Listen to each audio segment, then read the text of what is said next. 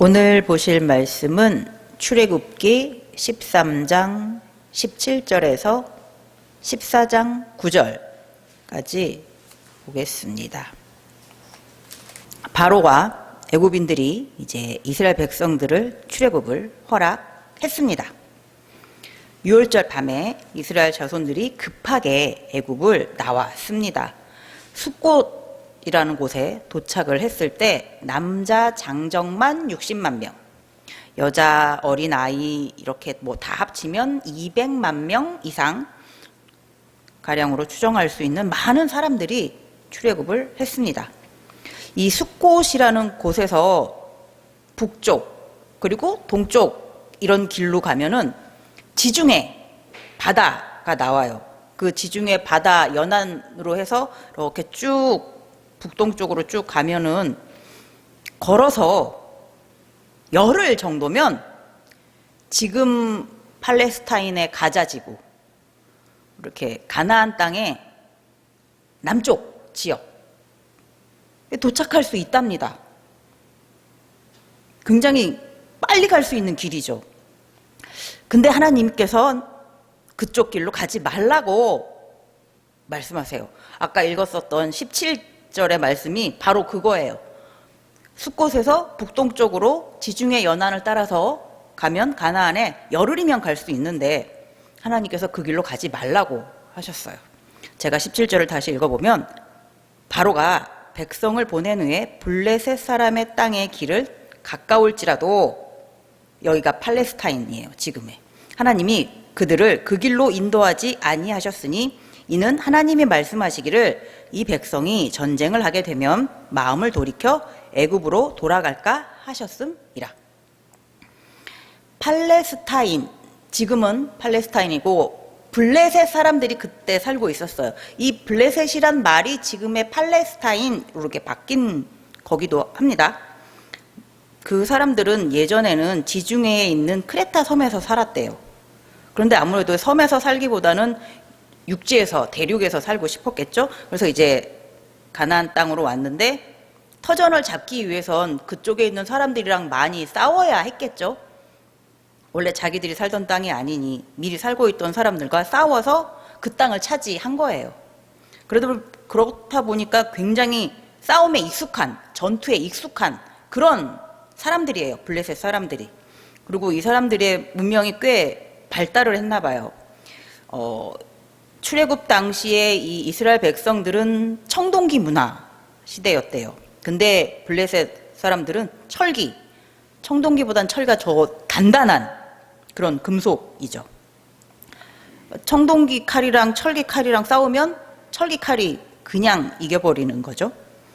그런 곳이 블레셋 사람들이 사는 곳이에요. 그런데 이스라엘 자손들은 지금 애굽에 노예 생활로 하고 있다가 막 나왔어요. 막 나온 이 사람들이 만약에 블레셋 사람들 만난다면 어떻게 될까요? 그들은 전투를 많이 해서 싸우는 경험이 많아요. 근데 이스라엘 백성들은 훈련받은 군대는 없어요. 노예로 생활을 했었기 때문에 전투 경험도 없겠죠? 무기도 없을 거예요. 이런 상태에서 싸움을 잘하는 블레셋을 만난다면 당연히 겁이 나겠죠. 싸우려고 하는 생각도 못 하겠죠. 100% 도망가겠죠. 하나님께서도 그것을 충분히 예상하시고 지중해 길로 가지 못하게 블레셋 사람들을 만날 수 있으니 그곳으로 가지 말라고 지금 하시는 거예요. 그래서 숫곳에서 다른 곳으로, 에돔이라는 곳으로 가라고 말씀하십니다. 그리고 이스라엘 백성들이 애굽을 나올 때 요셉의 유고를 가지고 나왔습니다. 19절에 보니까 요셉의 유고를 가지고 나왔어요. 요셉이 그렇게 유언을 했었어요. 너희가 애굽을 나갈 때 나의 유고를 꼭 가지고 가서 내 조상들의 땅에다가 나를 묻어다오라고 유언을 했었습니다. 요셉이 애굽에 오고 그 다음에 야곱의 자손들 70여 명이 애굽으로 들어와서 고센 땅에 정착하게 되고, 그리고 400여 년이 흘러서 지금 많은 이스라엘 백성들이 출애굽을 하고 있습니다. 하나님께서 약속하신 땅, 아브라함과 이삭과 야곱과 약속하셨던 그 땅으로 지금 가고 있습니다. 그 길을 지금 요셉도 함께 가는 거예요. 13장 19절을 다시 읽어보면 모세가 요셉의 유고를 가졌으니 이는 요셉이 이스라엘 자손으로 단단히 맹세하게 하여 이르기를 하나님이 반드시 너희를 찾아오시리니 너희는 내 유고를 여기서 가지고 나가라 하였음이더라.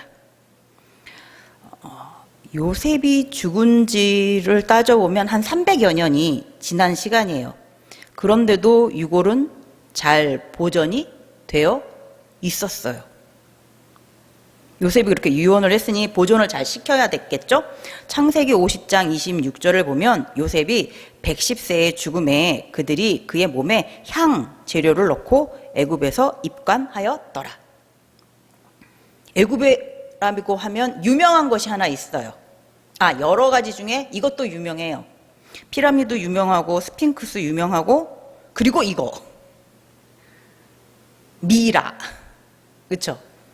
이 사람이 죽으면 썩지 않게 사람 모습 그대로 이렇게 말린 거죠.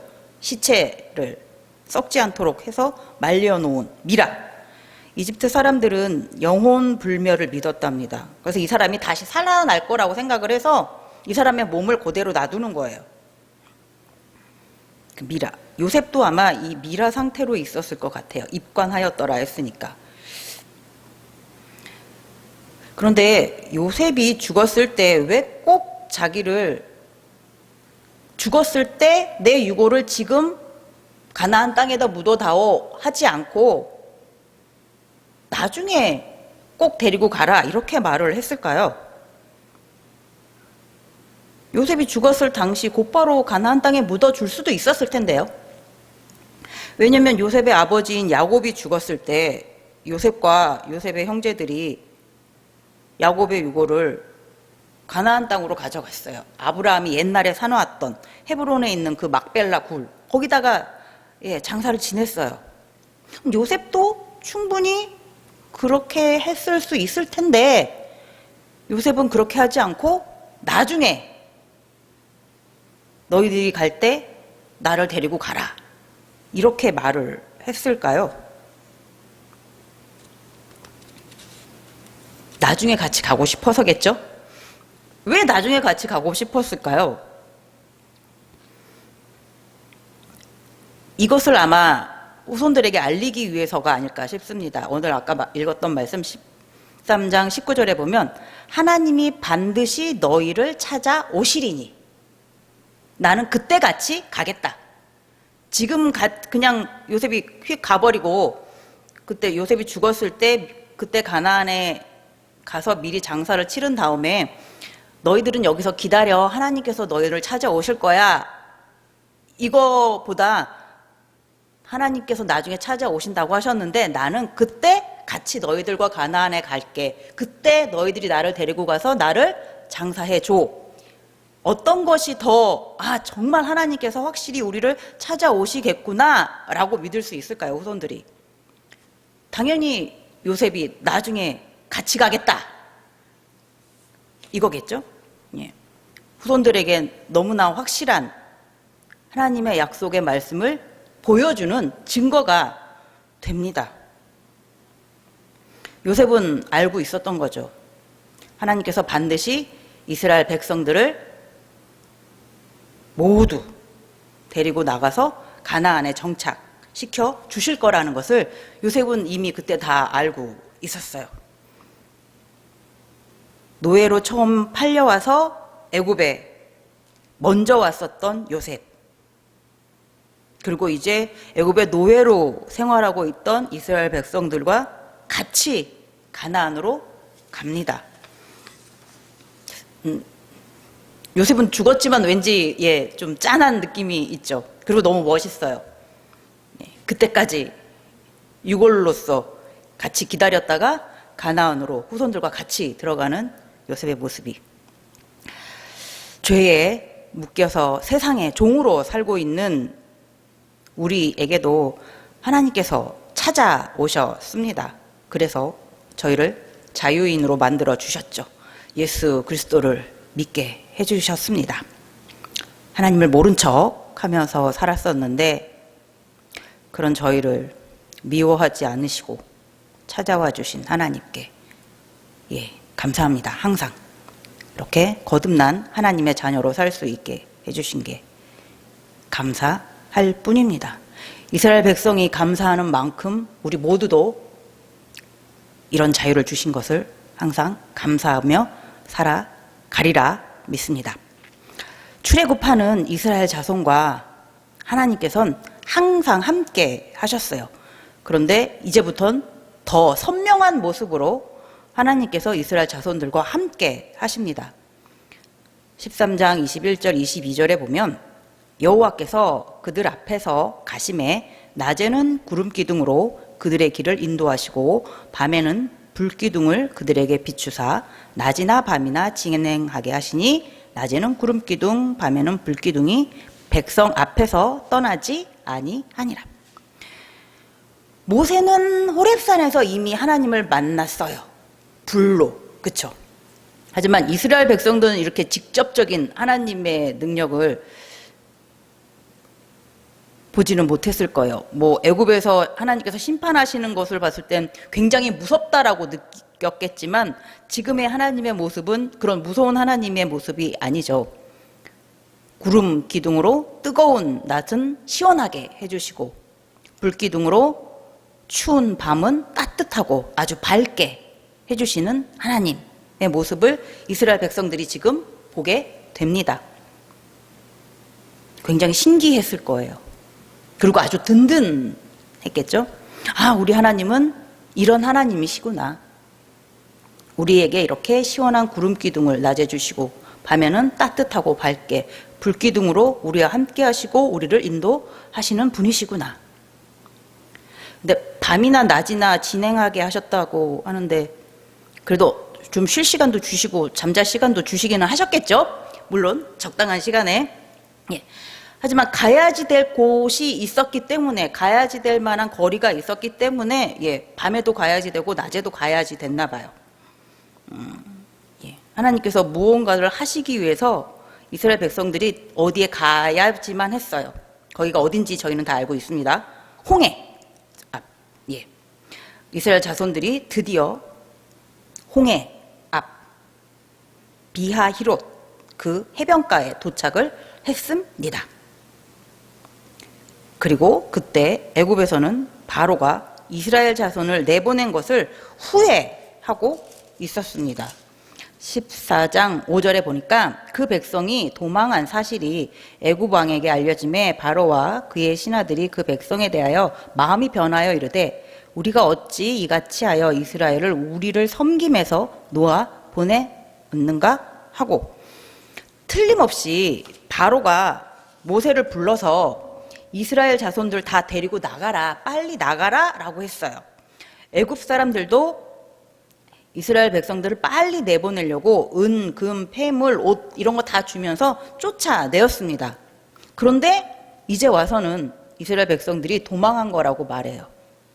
그들을 순순히 내보냈던 걸 후회하는 거죠.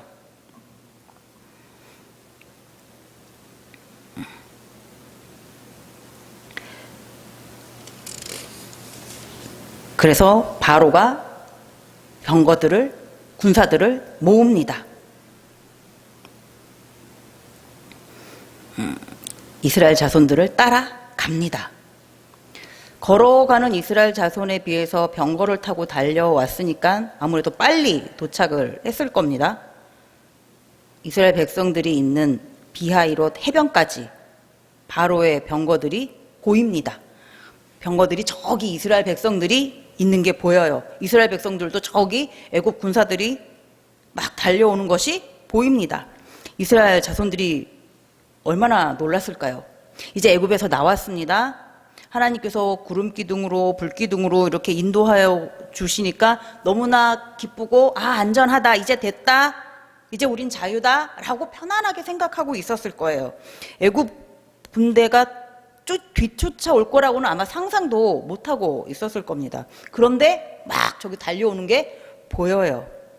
얼마나 무서웠을까요? 근데 하나님은 왜 이렇게 하셨을까요? 바로의 마음이 완악해서 마음이 바뀌어서 뒤쫓아온 거지만 하나님은 그걸 충분히 예상하실 수 있는 분이실 텐데, 바로와 애굽의 군대가 오기 전에 이스라엘 백성을 빨리 홍해를 건너가게 하셨을 수도 있을 분이신데 왜 그렇게 하지 않으셨을까요?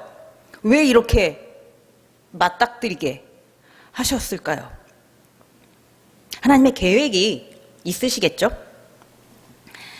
아까 읽어봤었던 14장 3절을 이번엔 같이 한번 읽어보겠습니다. 하나님이 왜 그렇게 하셨을까요?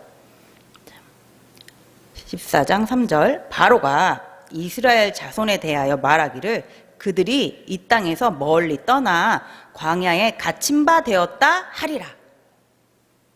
일부러 하나님께서 만나게 하신 거예요.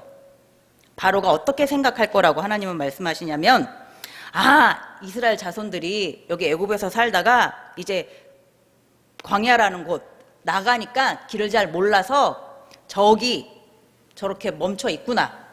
앞에는 홍해가 막고 있고 뒤에도 갈 길을 모르니 저기 저렇게 어떻게 해야 될지 몰라서 그냥 저기서 기다리고 있구나, 멈춰 있구나. 바로는 이렇게 생각할 거라는 거예요. 그 이스라엘 백성들을 보고서 바로와 애굽 군대들은 생각하겠죠. 이스라엘 백성들 더 이상 이제 갈 곳이 없다. 앞에는 홍해가 막고 있으니까, 뒤에는 지금 우리가 막 달려가고 있으니까, 이스라엘 백성들은 도가내든 쥐다, 당장에 달려가서 잡자, 이렇게 생각하고 막 달려올 거예요. 하나님이 그걸 노리신 거예요. 잡으러 막 달려오는 거를. 그리고 그때 하나님께서는 모세에게 지팡이를 홍해 바다 쪽으로 이렇게 들리라고 하죠. 이스라엘 백성들은 죽을 것 같은 그 상황에서 너무너무나 두려워 떨고 있을 때 모세가 지팡이를 홍해 쪽으로 이렇게 댑니다. 그랬더니 바람이 막 불어서 홍해 물이 싹싹싹싹, 아시죠? 다 갈라졌어요. 홍해 바닥이 다 드러났어요. 길이 마른 땅이 생겼습니다. 물은 좌우에 이렇게 멈춰 서서 벽을 이루고 있습니다. 이스라엘 백성들이 그 마른 땅으로 갑니다. 14장 21절에 보니까 모세가 바다 위로 손을 내밀매 여호와께서 큰 동풍이 밤새도록 바닷물을 물러가게 하시니 물이 갈라져 바다가 마른 땅이 된지라. 22절, 이스라엘 자손이 바다 가운데를 육지로 걸어가고 물은 그들의 좌우에 벽이 되니. 이스라엘 백성들이 빨리 걸어갔겠죠. 최대한 빠른 걸음으로. 저기는 지금 애굽 군대가 있으니까. 물론 그때 하나님께서 그쪽은 구름 기둥으로 덮어가지고 걔네들은 지금 깜깜해요.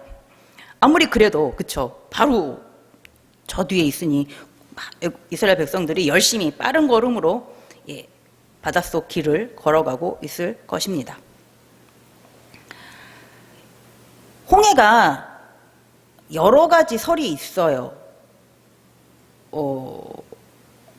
주변 흙이 붉어서 홍해라고 부르는 경우도 있다고 하고, 갈대 지역이 있어가지고 홍해라고 부른다고 하기도 하고, 산호초가 많아가지고 홍해라고 부른다고 하기도 합니다. 근데 산호가 정말 많은지, 산호 색깔 되게 예쁘잖아요. 울긋불긋. 그게 굉장히 많나 봐요. 그래서 물이 좀 적을 때, 물이 이렇게 밀려 나갔을 땐 산호가 많이 보여서 붉게 보인답니다. 그래서 홍해라고 부른대요. 정말 바닷물 색깔이 빨간 건 아니고요. 근데 이 홍해를 정말 바다를 걸어갔을까? 에이, 아니겠지. 막 그렇게 말하는 사람들도 많잖아요. 하지만 하나님께서는 성경에 기록을 이렇게 남기셨어요. 물이 갈라져가지고 바닥이 나오고 물은 좌우에 벽이 되어 있다고. 물이 그냥 쭉 멀리 갔다라고 하면은 왠지 바닷속이 아닐 듯? 그쵸? 그냥 개울물? 뭐 이렇게 생각할 수도 있었을 텐데 좌우에 벽이 됐다고 하니까 이거는 틀림없이 많은 물이 싹 빠져서 벽을 이룬 거예요. 그쵸? 하나님이 증거로 아예 벽이 되었다고 말씀을 그래서 해주신 것 같아요. 아무리 그래도 어떻게 그럴 수 있을까 싶지만 막 뭐 숲곳에서 에돔에서 비하이롯 이렇게 거리 지나온 곳을 봤을 때 지금으로서는 그쪽이 바다가 아니니까 사람들이 바다를 건너지 않았을 거야 라고 말을 하는데 지금으로부터 1300년도 더 됐네요. 2000년에서 거슬러 올라가면 3000년, 4000년 전. 이때가 기원전 1300년이었으니까요. 그때는 지금 이 지역이 바다였을 수도 있어요. 왜냐면 이쪽에 호수가 큰 호수들이 꽤 많아요. 지도 찾아서 나중에 한번 보세요. 그러면 큰 호수들이 있고 조그만 호수들도 있고. 그러니까 그 옛날 4000년 전 그때쯤이면 거기가 다 바다로 쭉 연결되어 있었을 수도 있습니다. 지금도 거기는 운하가 있는 곳이잖아요. 수에즈 운하가. 수에즈 운하가 길이가 한 200km 정도 된대요. 192km. 전 이게 어느 정도 긴지 몰라요. 서울에서 대전까지 거리가 164km. 그러니까 서울에서부터 대전보다 좀 더 긴 거리가 이 홍해 바다 여기에서부터 지중해 바다까지 이렇게 뚫은 거예요. 운하를. 맨 땅을 그만큼 뚫기는 너무 힘들겠죠? 아무리 요즘 기술이 좋다 하지라도. 근데 보면 가능한 게 거기 중간중간에 호수들이 있어요. 중간에 호수들을 이렇게 연결되어 가지고 예. 홍해와 지중해가 지금 운하로 연결되어 있습니다. 그러면 그 옛날에는 거기가 진짜 바다로 연결이 되어 있었을 수 있는 곳입니다. 그리고 하나님은 틀림없이 물이 좌우에 벽이 되었다고 했으니까 물이 많은 바다입니다. 자, 이스라엘 백성들이 바닷속 길로 도망가는 것을 보고 이제 구름 속에 갇혀있던 애굽 병사들이 구름이 거치고 빠져나왔어요. 이제 병거를 타고 막 같이 뒤쫓아 옵니다. 병거를 탔으니 따라잡을 수 있다고 생각을 했을 거예요. 예. 근데 하나님께서 24절에 보니까 새벽에 여호와께서 불과 구름 기둥 가운데서 애굽 군대를 보시고 애굽 군대를 어지럽게 하시며. 이스라엘 백성들이 좀 더 앞서 가지만 이스라엘 백성들은 걸어가고 애굽 군대들은 병거를 타고 오니까 따라잡힐 수도 있겠죠. 그래서 하나님께서 불과 기름 기둥으로 애굽 군대를 막 어지럽게 하셨어요. 이스라엘 백성들을 못 따라가게. 그리고 다시 애굽으로 도망가지도 못하게 그냥 그 바닷속에 있게 하셨어요. 그리고 그때 모세가 다시 바다로 지팡이를 내미니까 애굽 군대들이 있는 곳으로 물이 흘러들었어요. 28절, 29절을 읽어보겠습니다. 제가. 물이 다시 흘러 병거들과 기병들을 덮되 그들의 뒤를 따라 바다에 들어간 바로의 군대를 다 덮으니 하나도 남지 아니하였더라. 그러나 이스라엘 자손은 바다 가운데를 육지로 행하였고 물이 좌우의 벽이 되었더라. 여기가 만약에 지금 걸어가고 있는 그 바닷속 길이라면 이스라엘 백성들은 이렇게 앞쪽으로 가고 있고 애국 군대들은 이 뒤쪽에서 들어오다가 여기서 막 엉겨 있는 거예요. 그런데 이쪽 물은 이렇게 다시 합쳐졌어요. 그런데 이스라엘 백성들이 가고 있는 쪽은 여전히 물이 벽이에요. 그러니까 이스라엘 백성들이 다 빠져나가고 물이 덮친 게 아니라 이스라엘 백성들을 가는 곳은 계속 벽이고 애국 군대가 있는 쪽은 물이 섞인 거예요. 그러니까 반반. 1월 29일 밤이었더라고요. 날짜는 기억 못했는데 한번 찾아봤어요, 제가. EBS에서 그때 10개를 했어요. 혹시 보셨나요? 전 조금 봤어요.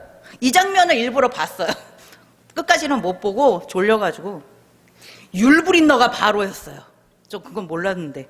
율브린너 멋있긴 멋있었어요. 이 장면 봤어요. 거기서 어떻게 나오냐면 이스라엘 백성들이 다 건너간 다음에 애굽 군대들이 여기 있을 때 그 마른 땅에 홍해 바다 길 안에 있을 때 이렇게 물이 덮쳤어요. 근데 오늘 제가 이 말씀을 준비하면서 여기를 봤을 땐 아니네 그거였어요. 여기 오늘 말씀에서는 그게 아니죠. 애굽 군대들이 있는 데는 물이 합쳐지고 이스라엘 백성들은 마른 길로 가고 반반이었어요.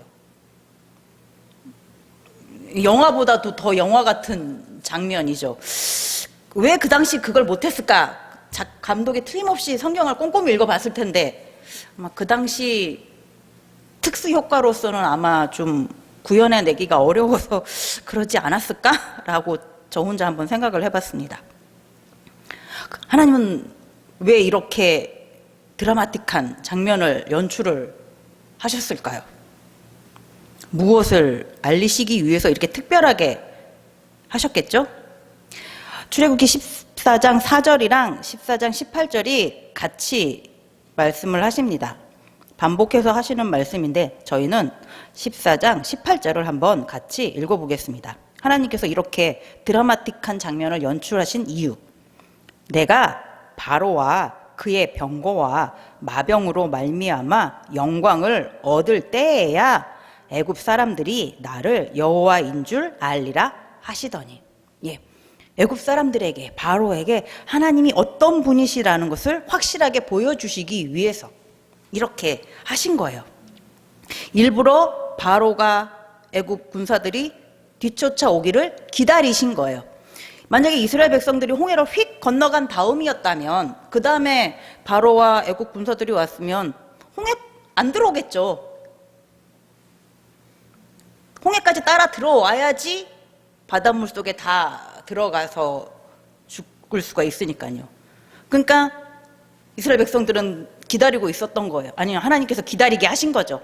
그리고 바로가 다 쫓아왔을 때 홍해를 가르시고 이스라엘 백성들을 홍해 바닷속에다 넣으시고 많이 지나갔을 때 들어오려고 했으면은 멈칫했을 수도 있는데 다 안 지나가고 가운데쯤 가고 있을 때 뒤쫓아 들어오게 해서 잡을 수 있겠다 생각했을 때 이스라엘 백성들은 맞아 나가고 여기는 물이 다 다시 덮여지고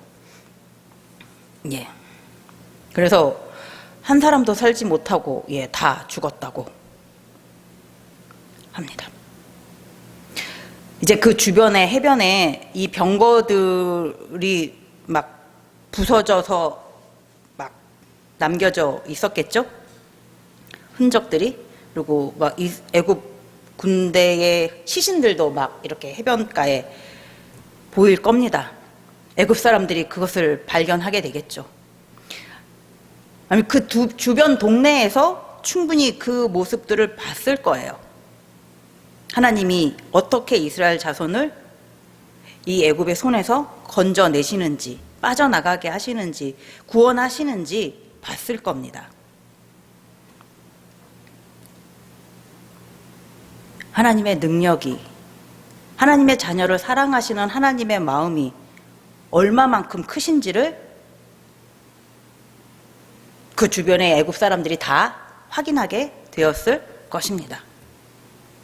그리고 이스라엘 자손도 물론 하나님이 이렇게 우리를 사랑하시는구나, 하나님의 능력이 이렇게 크시구나 확실하게 깨닫게 되었을 것입니다. 31절에 그렇게 고백을 합니다. 이스라엘이 여호와께서 애굽 사람들에게 행하신 그 큰 능력을 보았으므로 백성이 여호와를 경외하며 여호와와 그의 종 모세를 믿었더라. 하나님께서 이것을 보여주시려고 하신 거죠. 하나님의 능력을, 하나님께서 하나님의 자녀를 얼마나 사랑하시는지.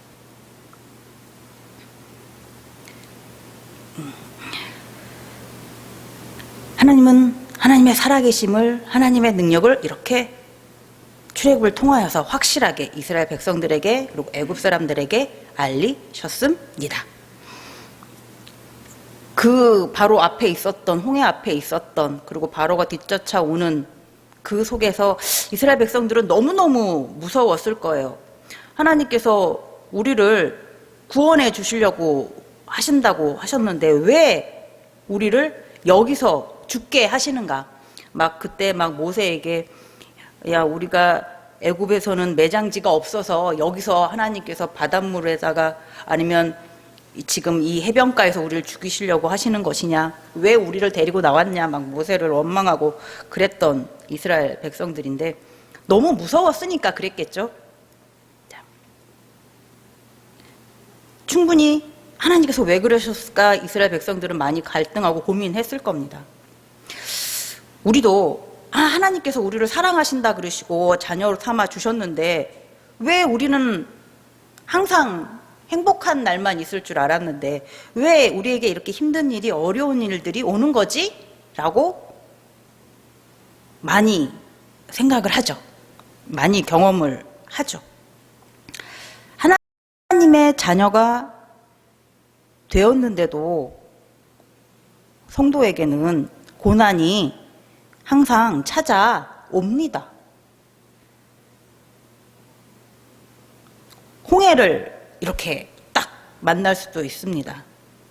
오늘 말씀에 홍해 플러스 애굽 군대, 예, 이렇게 우리가 고난을 당할 수도 있습니다. 하지만 오늘 말씀을 통해서 알 수 있듯이 두려워하지 않으셔도 됩니다. 왜냐하면 우리에겐 하나님이 계시니까요. 하나님의 자녀에겐 하나님이 함께 하시니까요. 하나님께서 애굽 군대를 물리쳐 주신 것처럼 우리를 뒤쫓아오는 애굽 군대를 틀림없이 물리쳐 주실 것입니다. 홍해를 건너게 해주신 하나님께서 우리에게도 우리 앞을 막는 홍해를 건너게 해 주실 것입니다. 고린도전서 10장 13절을 한번 같이 읽어 보겠습니다. 고린도전서 10장 13절.